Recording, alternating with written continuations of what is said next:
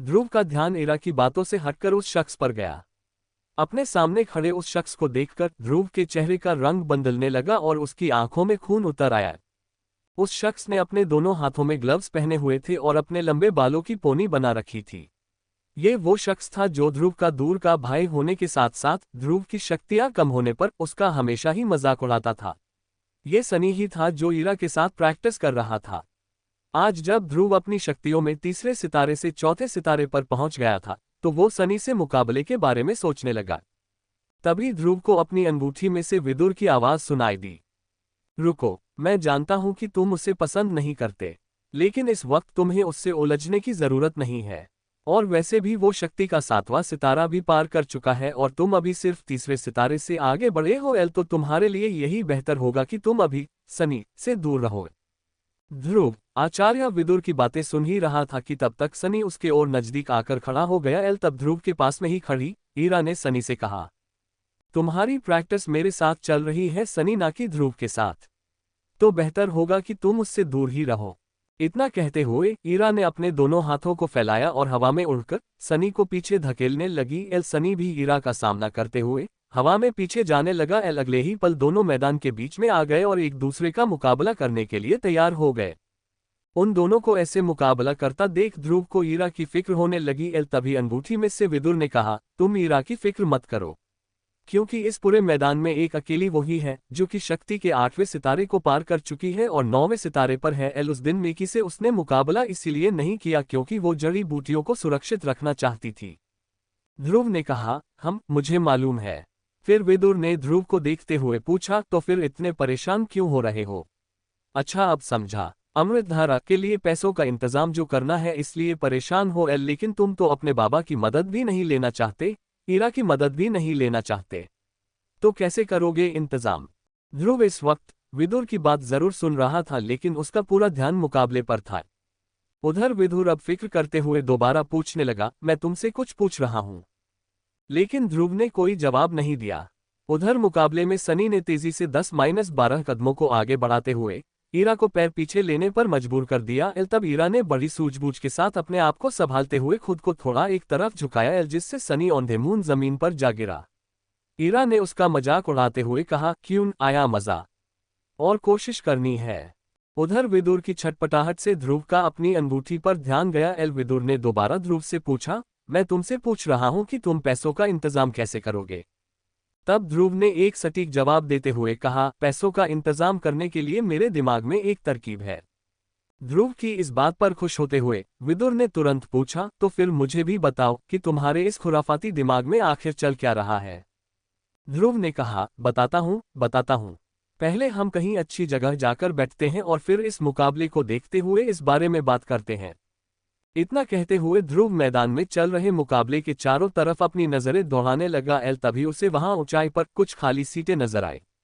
इसके बाद वो साइड से होते हुए उस ओर जाने के लिए आगे बढ़ा। वहीं लोगों की भीड़ में कुछ 4-5 लड़कियों में से एक लड़की ने दूसरी लड़की से कहा, हे काव्या, वो देखो कौन आ रहा है। उसके इतना कहते ही काव्या ने ध्रुव की ओर नजरें घुमाई। उसी वक्त ईरा ने भी सनी से मुकाबला करते करते ये देख लिया कि काव्या ध्रुव को देख रही थी। काव्या वो लड़की थी जिसने ध्रुव की शक्तियों का सितारा गिरने पर उससे दूरी बना ली थी, लेकिन आज ध्रुव की शक्तियां बढ़ने से वो कुछ अलग ही नजर आ रही थी। और इसी वजह से काव्या उससे बात करना चाह रही थी। काव्या ने ध्रुव को अपनी ओर आते हुए देखकर खुद से कहा, माना कि मैंने ध्रुव से कई दिनों से बात नहीं की, लेकिन हो सकता है वो मुझसे नाराज ना हो सकता है वो मुझे अभी भी पसंद करता हो। एक बार बात तो करनी ही चाहिए। यही सोचकर काव्या ने जैसे ही अपने कदम आगे बढ़ाए, उसकी दोस्त मिनी ने उसे टोकते हुए कहा, काव्या, तुम्हारे चेहरे का रंग देखकर ऐसा क्यों लग रहा है जैसे तुम ध्रुव से बात करना चाहती हो? अपनी दोस्त की इस बात पर काव्या ने हिचकिचाते हुए कहा, नहीं, वो तो मैं बस वो दिख गया यहाँ तो सोचा बात कर लूं। लेकिन क्या वो तुझसे बात करेगा? इस बात पर काव्या ने उससे अपने तेवर में कहा, वो मुझसे बात क्यों नहीं करेगा? ओहो, तुम तो ऐसे भोली बन रही हो जैसे तुम भूल ही गई कि तुमने उसे किस तरह से नजरअंदाज किया था। मुझे नहीं लगता कि वो अब तुमसे बात करना चाहेगा। तब काव्या ने उसकी बातों को दरकिनार करते हुए अपने उसी तेवर में कहा, ऐसी बात है तो फिर देख लेते हैं।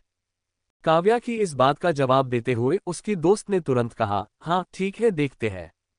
काव्या और उसकी दोस्त मिनी आपस में बात कर ही रहे थे कि तब तक ध्रुव मुकाबले को देखते हुए उनके नजदीक आ गया। मौका मिलते ही काव्या ने अपना एक हाथ उसकी ओर करते हुए उसे पुकारा, ध्रुव, हे ध्रुव। लेकिन ध्रुव इस तरह से आगे बढ़ रहा था जैसे कि उसने कुछ सुना ही ना हो।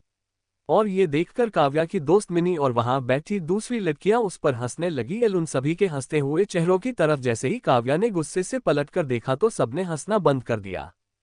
तब तक ध्रुव उसके बहुत ही पास तक आ चुका था। ये देख काव्या ने चिल्लाते हुए कहा, ध्रुव, हे ध्रुव, सुनो, मैं तुमसे बात कर रही हूँ। ध्रुव। इस बार काव्या की आवाज ध्रुव ने सुन ली और उसकी नजरें काव्या से जा मिली। जिसे देखकर काव्या के चेहरे पर एक मुस्कान आ गई। इस बात पर इतराने के लिए काव्या ने जब मुड़कर अपनी सहेलियों की तरफ देखा तो अब सबकी हंसी बंद हो चुकी थी। लेकिन जब काव्या ने पलटकर ध्रुव की ओर देखा तो वो उसके करीब से जा चुका था। जिस तरह से ध्रुव ने काव्या को नजरअंदाज किया वो पूरी तरह से दंग रह गई थी। उसे यकीन ही नहीं हो रहा था कि ये वही ध्रुव है जो कभी उसके एक इशारे पर रुक जाया करता था। इतना कुछ होने के बाद काव्या ने गुस्से में जमीन पर पैर पटकते हुए कहा, इसे तो बाद में देख लूंगी। मैंने आगे बढ़कर इससे थोड़ी सी बात करना क्या चाहा, पता नहीं ये अपने आप को क्या समझने लगा। इतना कहकर काव्या वापस अपनी जगह पर बैठ गई। ध्रुव को भी वो जगह मिल गई जो वो ढूंढ रहा था और वो वहां जाकर बैठ गया। वहीं दूसरी तरफ मैदान में सनी के हमलों से अपने आप को बचाते वक्त ईरा की नजर ध्रुव पर भी थी। जो ये देख चुकी थी कि ध्रुव ने किस तरह से काव्या को नजरअंदाज किया था। ईरा के चेहरे की मुस्कान ये साफ जाहिर कर रही थी कि वो ध्रुव के इस फैसले से काफी खुश थी। इसी बीच सनी ईरा के पीछे वार करने के लिए जैसे ही तेजी से आगे बढ़ा, ध्रुव ने ये देख चिल्लाते हुए कहा, ईरा, जरा संभल कर। ध्रुव के चेहरे के हाव भाव को देखकर ईरा समझ चुकी थी कि उसके ठीक पीछे सनी हमला करने ही वाला था। तब उसने अपनी पलकों को झपकाया और पलक झपकते ही वो किसी तितली की तरह अपनी जगह से खिसक गई। सनी अपने आप को संभालने में नाकामयाब होकर नीचे जमीन पर जा गिरा, जिससे धूल का गुबार उसके चेहरे पर आ गया। तब ईरा हवा में उड़ते हुए उसके सामने जाकर खड़ी हो गई और कहने लगी, एक ही मुकाबले में कितनी बार जमीन पर गिरोगे, इस तरह तो तुम अपने घर वालों को क्या मुंह दिखाओगे। सनी ईरा की इस बात को सुनकर सनी को गुस्सा आ गया। वो जमीन से उठकर उस पर हमला करने के लिए आगे बढ़ा। ये देख ईरा ने अपने हाथ से उसके सीने पर वार किया। ईरा के इस वार से सनी उड़ते हुए मैदान से बाहर जा गिरा। ईरा के इस जोरदार हमले से सनी चारों खाने चित हो गया और ये मुकाबला ईरा जीत गई। इस मुकाबले को देख रहे सभी लोग तालियां बजाकर ईरा को जीत की बधाई दे रहे थे। ईरा भी अपने साथ इस जीत की खुशी को समझते हुए ध्रुव के पास जाकर बैठ गई। उधर सनी मुकाबला हारने के बाद ईरा और ध्रुव को साथ देखकर और गुस्सा हो गया। उसने अपने आप से कहा, ध्रुव, कब तक खैर मनाएगा तू? एक बार मुकाबला करने के लिए मेरे सामने मैदान में उतर, फिर देख मैं तेरा क्या हाल करता हूं। फिर चाहे वो प्रैक्टिस ही क्यों ना हो। खुद से ये बात करते हुए सनी अपने लोगों के साथ जाकर बैठ गया। वही मैदान में प्रैक्टिस के लिए फिर से शौर्य दल के 2 योद्धा मुकाबला करने की प्रैक्टिस करने के लिए उतर गए। इधर जैसे ही सनी अपने दोस्तों के साथ जाकर बैठा, उसने देखा कि उसके साथ के सभी लोग इस वक्त ईरा और ध्रुव को ही देख रहे थे, जो कि हंस हंस कर आपस में बात कर रहे थे। उन दोनों को इस तरह से हंसते हुए देखकर सनी से रहा नहीं गया। उसने गुस्से में खड़े होकर खुद से कहा, ये दोनों शायद मुझ पर हंस रहे हैं। इस ध्रुव को तो अभी ही देखना पड़ेगा। सनी ने जैसे ही अपने कदमों को आगे बढ़ाया, वहीं पर बैठे हुए उसके साथियों में से किसी ने उससे टोकते हुए कहा, जरा ध्यान से सनी, कहीं ऐसा ना हो कि गुस्से में तुम ध्रुव के साथ साथ ईरा को कुछ बुरा भला कह दो। अगर ऐसा गलती से भी हो गया तो तुम्हारे दिल में उसे पाने की जो हसरत है वो अधूरी ही रह जाएगी। अपने दोस्त से इतना सुनने के बाद सनी ने हाँ के इशारे में अपना सिर हिलाया और एक गहरी सांस लेते हुए आगे बढ़ गया। सनी ईरा और ध्रुव दोनों के पास पहुंच चुका था। वो दोनों अभी भी उसी तरह से हंसते हुए बात कर रहे थे।